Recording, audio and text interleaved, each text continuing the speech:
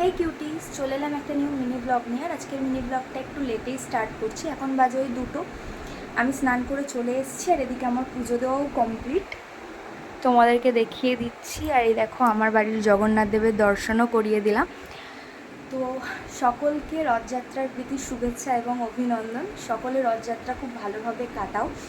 যেহেতু আজকে রথযাত্রা আর পাঁপড় ভাজা খাবো না, এটা তো হতে পারে না, তাই জন্য আমি এদিকে বসিয়ে দিয়েছি তেল গরম। হ্যাঁ, এখন ভাজবো পাঁপড়। বিকেলে আরও অনেক কিছু আসছে ব্লগে, তোমরা ব্লগটা দেখতে থাকো।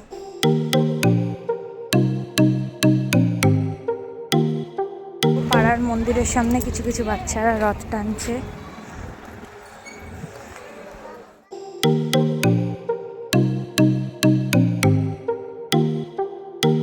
তো তোমাদেরকে বলেছিলাম যে বিকেলবেলা ব্লগটা আরও বড় হবে, তো বিকেলে বেরোবো বলে আর বেরোনো হয়নি। বিকেলবেলা একটু পাড়ায় সবাই রথ টানছিল।